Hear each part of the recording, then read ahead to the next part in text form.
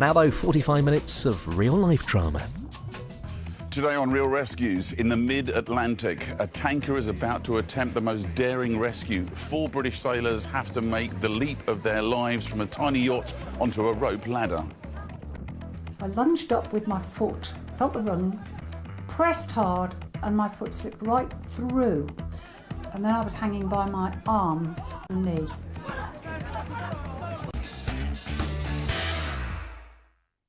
We're about to see one of the most daring rescues on the high seas. A British yacht with its 4 crew is in danger of sinking in the mid-Atlantic, 300 miles from land.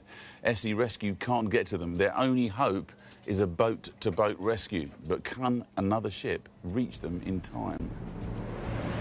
It's the middle of the night in the Atlantic. A gale-force wind is blowing. The waves are reaching 4 metres. 300 miles from land, a mayday is made from a British yacht. Spanish Coast Guards immediately relay it to Coast Guards in Falmouth. Coast Guard. Good evening, madam. Well, I called you regarding a digital selective call received just now from vessel in distress. Sorry, can I have the name of the vessel, sir? Well, the vessel's name is Octagon. On board the yacht are Mike and Barbara. It's the last leg of a round-the-world adventure. Friends Dave and Angela have joined them, but heading home from the Azores, a ferocious storm hits them, knocking out the steering. We were sailing along on our course to Falmouth, and I just checked the steering with the wheel of the boat, and it was free. There was just no control at all of the boat. It's not just the steering. The Octagon is taking on water. Only the pumps are keeping it afloat.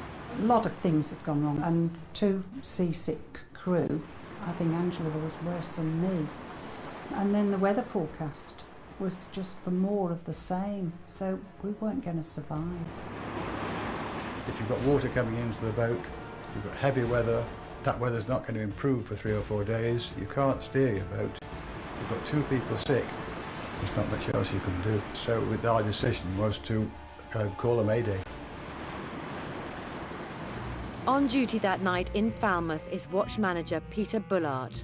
The Octagon was on passage from Horta in the Azores on its way back to the United Kingdom and was in this position when the distress went out. And that information was relayed to us from Madrid. A separate type of alert went from the yacht up to the satellite, down to a terminal in the United Kingdom, and then to a mission control centre in Scotland. The 2 alerts came in within just literally a few minutes of each other by 2 totally different separate means, which to us was confirmation that this was in no way going to be a false alert. This was for real. There's no hope of a helicopter rescue. The Octagon is too far from land. They can only be rescued by sea. Another ship will have to be diverted to help them. A high-tech search gets underway in Falmouth. We then used a long-range tracking system. This actually gave us a clear picture of what vessels were close to this yacht, and we identified those most suitable to go, those best able to carry out the rescue. Back on board, all the crew can do is wait. They know their mayday will be picked up, but have no idea how or when anyone will get to them. We were just being a bit shocked. We knew we were going to have to abandon the boat, and it was our home, our life. Very, very distressing, and just waiting. But Falmouth's tracking system has found a ship that's only 2 hours from the Octagon, a Burmese merchant tanker, the MTM Princess. I understand that they have no steering and they are taking water. I believe they need to come off. Yeah, okay. Everything they need, I will do, I will have. Excellent. I will decide to have. Brilliant. Thank you for that. The MTM Princess was on passage from America to Santander in Spain and was literally a few hours away to the south. The Princess heads straight towards the stricken yacht. The race to rescue the British sailors is on, and it's all being recorded on camera by one of the crew.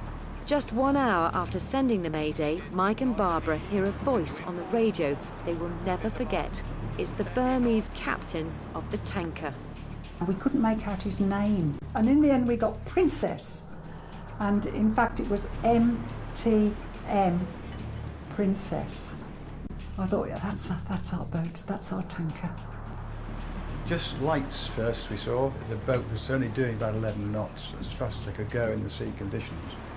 And spray was just flying over the thing. You couldn't see anything at all apart from just some lights and seawater. Rescue is tantalisingly close, but the most dangerous part is still to come. The 20,000-ton tanker has to manoeuvre its bulk against the 30-foot yacht. It's going to take the most precise seamanship. The difficulty, of course, for the crew is to effect a rescue, which these vessels are not designed to do.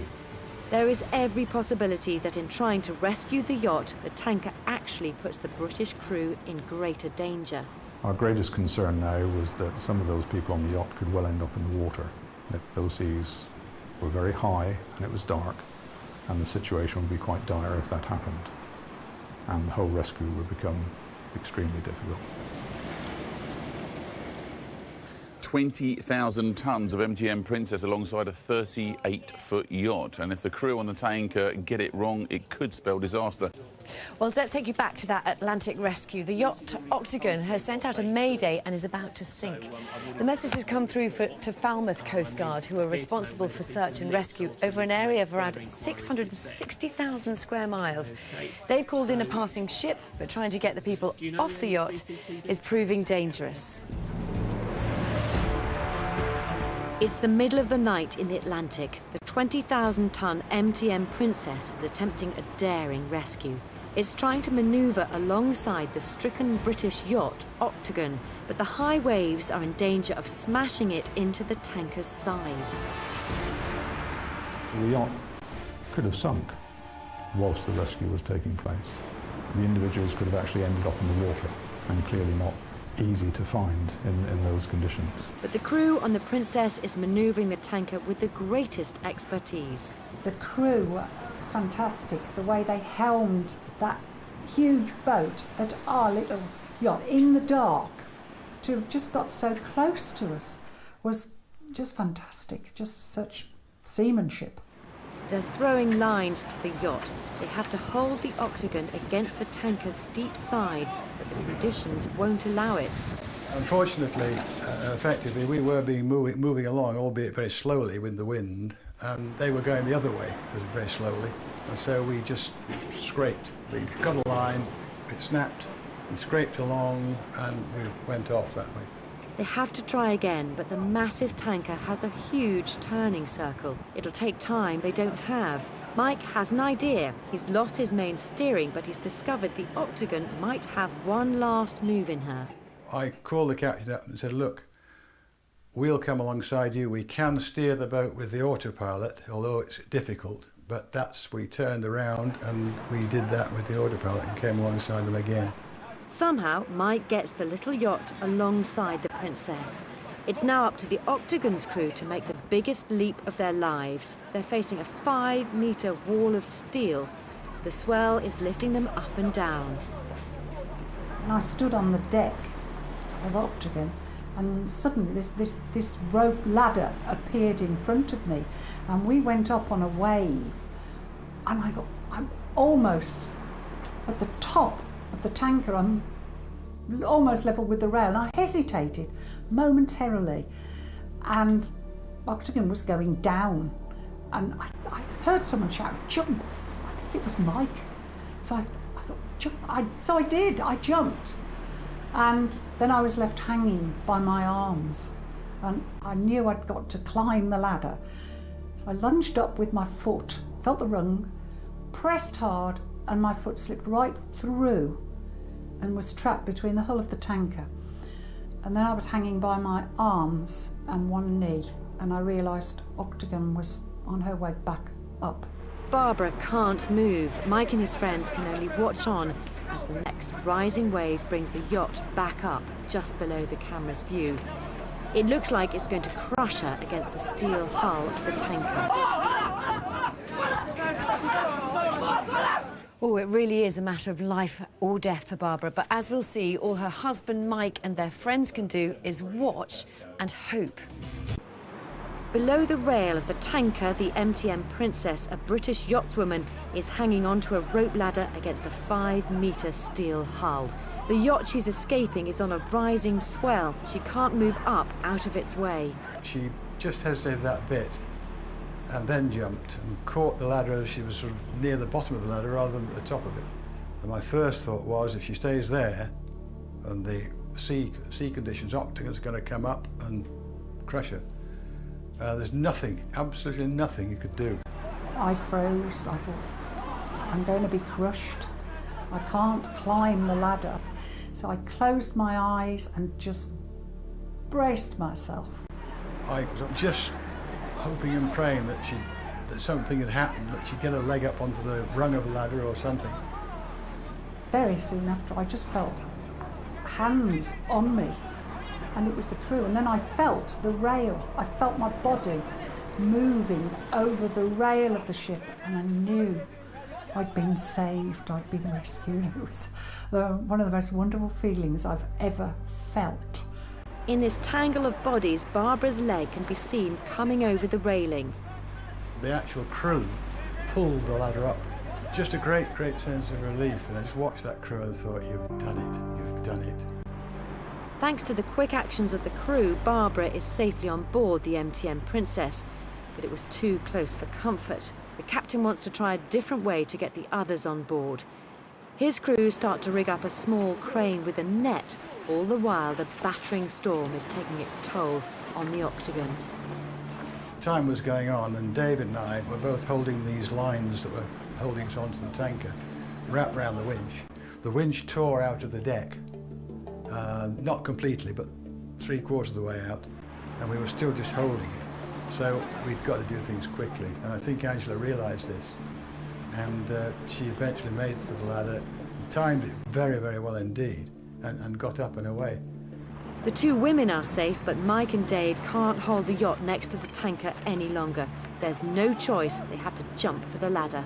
I just called Dave and said, go, go, because my main concern when he went was if those ropes slip off, she's going to go and you're going to be on her. So there wasn't much time. He went up very quickly, and I was pretty quick after him too.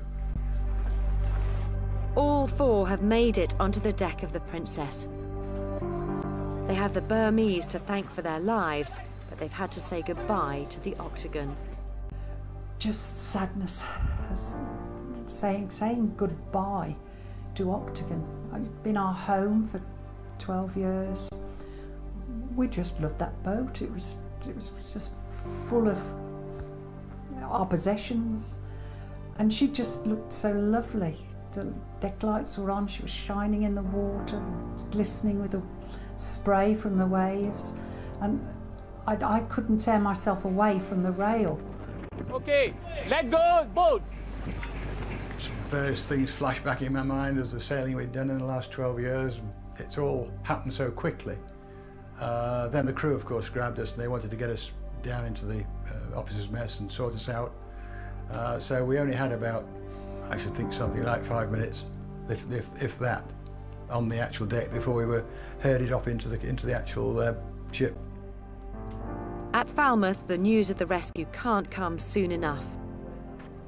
The word came through, all four were on board, all safe. And that, for us, is the result. The MTM Princess can now continue on her journey to Santander, a haven as well as a temporary home for four overwhelmingly grateful British sailors. They couldn't do enough for us.